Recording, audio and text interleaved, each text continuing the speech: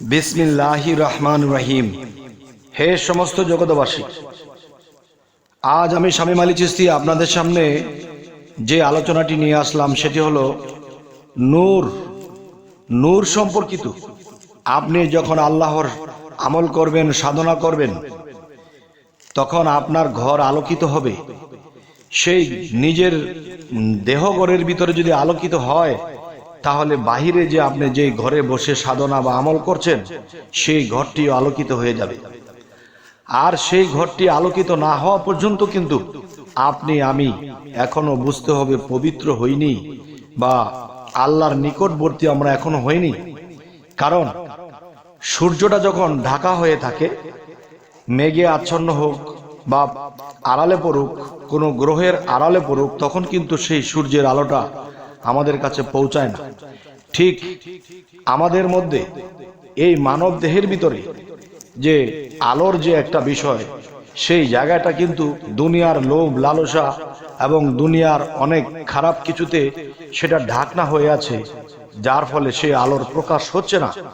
যার কারণে আমরা আল্লাহর পথে অগ্রসর হতে পারছি না। যেভাবে সাধন করার কথা, যেভাবে আমল করার কথা, সেভাবে করতে পারছি না। যতটুকু করি অত অলসতা সৃষ্টি হয় এবং আমরা কিছু ফলাফল দেখতে পাই না, বা সেই নূরের আলো, ঝলমলে যে আলো, যে আলোর দিকে তাকালে চোখ ফিরে আসে, সেই ধরনের আলো আমরা দেখতে পাচ্ছি না। কেন দেখতে পাচ্ছি না এবং কি কাজগুলো করলে আমরা দেখতে পারবো, আজকে এই নিয়ে আলোচনা করব ইনশাআল্লাহ। সেই বিষয়গুলো হলো, দেখুন, যে মানুষ পৃথিবীতে চলতে গেলে দেখা গেছে সব দিক দিয়ে একটা মানুষ হালাল থাকতে পারে না। ইনকামের মধ্যে ব্যবসা বাণিজ্য করতে গেলে, কারো সাথে কথা বলতে গেলে হয়তো একটু বেহালাল কথা, বেহালাল চলা, বেহালাল করা, বেহালাল খাওয়া, কিছু এদিক সেদিক হয়ে যায়। তবে আমি মনে করব যে, আর আমি আপনাদের সামনে প্রকাশ করব যে, দেখেন, আল্লাহ কিন্তু এটা বলেছে কোরআনে যে মানুষ তো ভুল করবেই, মানুষ তো সীমা লঙ্ঘন করবেই। যদি আবার ক্ষমা চায়, তাহলে আমি আবার তাকে ক্ষমা করে দেই।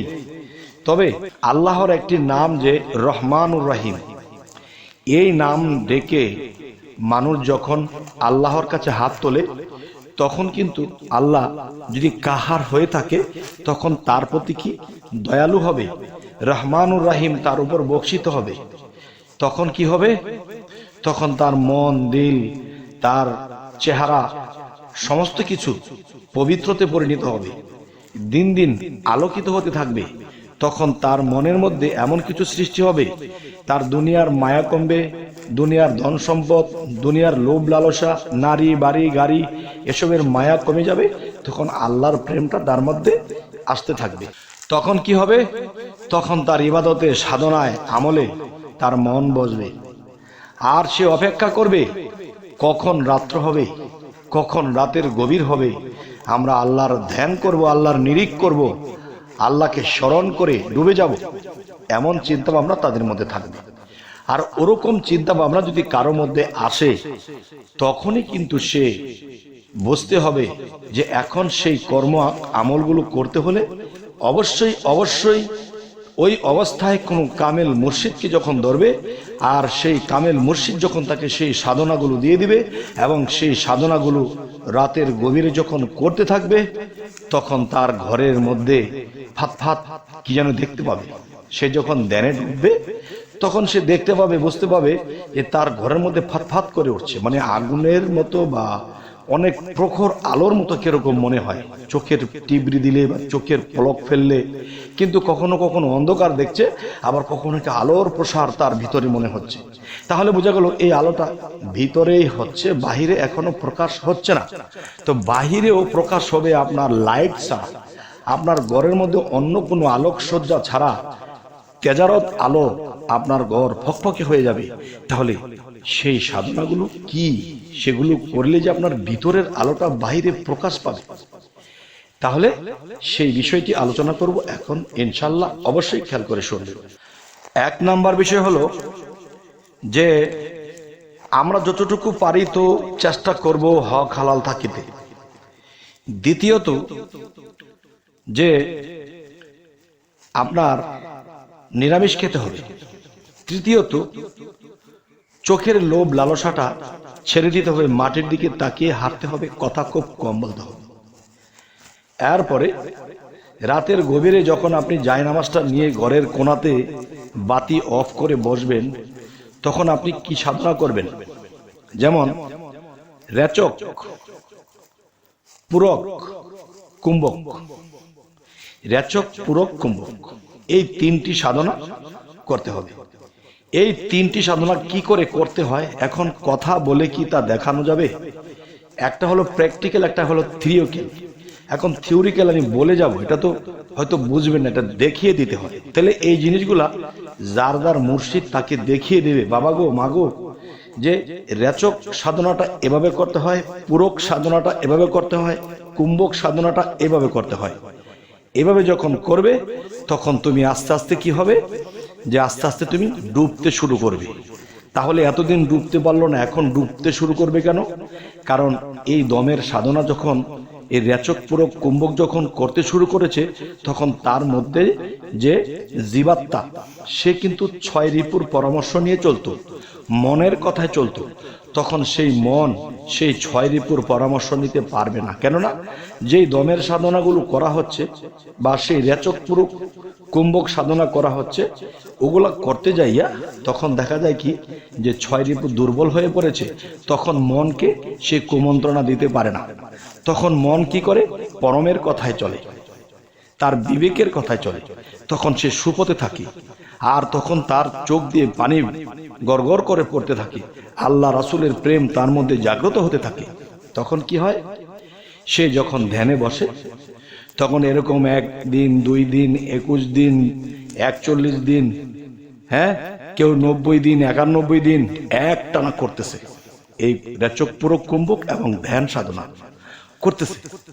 এরকম করতে করতে করতে করতে হঠাৎ করে কোনো একজন ব্যক্তি, এরকম হলে কেউ ভয় পাবেন না, আমি আপনাদেরকে সাবধানতা করে দিচ্ছি। সেই সাবধানটি হলে, দেখুন, যখন আপনার ভিতরে সেই নূর জমা হবে, যখন আপনি রেচক, পূরক করবেন, তখন দেখা যায় আপনার ভিতরে পরিষ্কার হবে, বায়ু পরিষ্কার হবে, আপনার ভিতরে যে পঞ্চ আত্মা পরিষ্কার হবে। তখন সেখানে নূরে ঝলমল করবে। নূরে যখন ঝলমল করবে তখন কি হবে?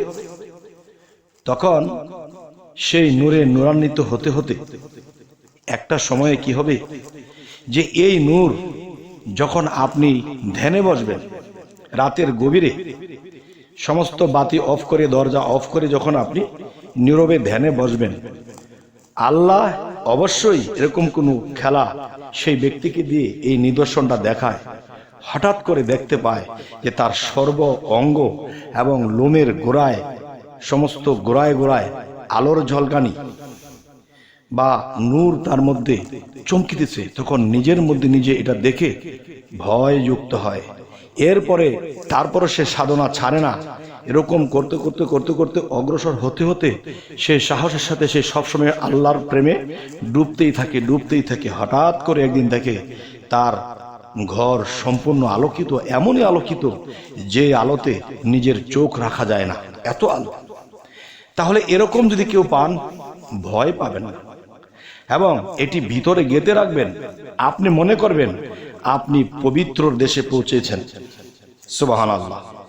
আল্লাহ এরকম ভাবে আমাদের সকলকে পৌঁছানোর তৌফিক দান করুন। দেখুন, আল্লাহ তৌফিক কখন দান করে? যখন আপনি আমি চেষ্টা করব, যে আপনি আর আমি করব চেষ্টা, আল্লাহ করবে কাজটা। আর আমরা যদি অগ্রসর না হই, চেষ্টা না করি, সাধনা না করি, তাহলে কিন্তু আল্লাহ কখনো আমাদেরকে অগ্রসর করিয়ে দেবেন না, হেল্প করবেন না। তাই বলবো, হে সমস্ত জগতবাসী, যে একটি কথা আমরা শুনে থাকি, যে ফাসকুরুলি আসকুরুকুম আসকুরুলি ওয়ালা তাকফুরুন, যে তোমরা যদি আমাকে স্মরণ করো তাহলে আমি তোমাদেরকে স্মরণ করি, তোমরা যদি আমার দিকে আসো তাহলে আমি তোমাদের দিকে রওনা দিই। তাহলে এই কথাগুলো যদি আমরা মানি, তাহলে অবশ্যই আল্লাহ কাউকে ঠকায় না, এই সাধনার ফল আল্লাহ অবশ্যই দেবে। তবে হে সমস্ত জগতবাসী, যেই সাধনাগুলোর কথা বলেছি, একটু বিষয় বুঝতে হবে, একটু সাবধানতা বিষয়। দেখেন, যে একজন কামেল মুর্শিদের সংস্পর্শে যাইয়া এই সাধনাগুলো নিজে বুঝে নিতে হবে। এবং যেই মুর্শিদ আপনাকে এই কর্ম সাধনাগুলো দিবে তিনি কিন্তু আপনাকে দৃষ্টি রাখবে যে আমার ভক্ত বাড়িতে চলে গেছে, তাকে সাধনগুলো দিয়েছি, সে রাতে এতটা বাজে বসে সাধনগুলো করবে, তখন সেই ভক্তর দিকে সেই গুরু নিরিখ রাখবে, খেয়াল রাখবে। কিরকম দেখেন, আমি যেমন একটা কথা বলেছিলাম, সেই নিরিখটি কিরকম, যে একটা কাসিম যখন ডিম পারে তখন ডিম পেরে সে বালুর তলে ঢাকনা দিয়ে চলে যায় আর বলে যায় তোর জ্যাঠাই আসলে তোরা আমার কাছে আসবি। জ্যাঠাই আসলে মানে কি, মানে জ্যৈষ্ঠ মাস। সেই জ্যৈষ্ঠ মাসে কিন্তু কাসিমের ডিম ফোটে। তখন সেই কাসিমটি নদীর ওই পারে চলে যায় ডিমগুলো ঢাকনা রেখে, আর ওই পারে গিয়ে ডিমের দিকে শীষ মারে, চোখের দৃষ্টি থেকে একটা শীষ মারে, আর ওই শীষে এই ডিমগুলো ফোটে। যখন জ্যৈষ্ঠ মাস হয় তখন এই ডিমগুলো ফোটে। তখন ওই যে ডিমের মধ্যে বলে গিয়েছিল জেঠ মাস আসলে কিংবা তোর জেঠাই আসলে যাইস, ঠিক তেমন করে সেই কাসিমগুলো বাচ্চাগুলো যখন ডিম থেকে ফোটে তখন তারা তার মায়ের দিকে রওনা দিয়েছে, তার মা শীষ দিয়ে সেখানে এখনো অপেক্ষায় আছে। ঠিক হে সমস্ত জগতবাসী, একজন কামেল মুর্শিদের কাছ থেকে যখন সাধনা নেবেন তখন সেই মুর্শিদ সেই ভক্তের দিকে খেয়াল রাখবে, নিরিখ রাখবে, যেন ভক্ত কোনো সমস্যা না হয়, সে যেন সাধনায় উত্তীর্ণ হতে পারে। তাহলে সেখানে এরকমও হয় প্রথমে যারা সাধনায় বসে শরীরটা অলসতা লাগে, ভাল লাগে না, শুয়ে থাকি, পরে করবো না, এটা কিন্তু 6 রিপু থেকে হয়। আর 6 রিপু আপনার বিপক্ষের, এই বিপক্ষ যদি না থাকে তাহলে কিন্তু আপনি খেলবেন কার সাথে। তাই দেখা যায় এই 6 রিপুকে হারাতে হবে, আপনার জিততে হবে। তখন কি হবে, তখনই আপনি আল্লাহর পথে অগ্রসর হয়ে যাবেন, সাধনায় অগ্রসর হয়ে যাবেন। আল্লাহ আপনাকে টান দিয়ে উঠিয়ে নেবে, সে আলোর জগতে পৌঁছে দেবে। সুবহানাল্লাহ। তবে হে সমস্ত জগতবাসী, আজকের এই আলোচনা আপনাদের কেমন লাগলো এবং সামনে কি ধরনের আলোচনা চাইছেন অবশ্যই জানাবেন। আমাদের চ্যানেলটিকে সাবস্ক্রাইব করে রাখবেন, পরবর্তীতে যেন ভালো আলোচনা দিতে পারি। সকলেই ভালো থাকবেন। আল্লাহ হাফিজ।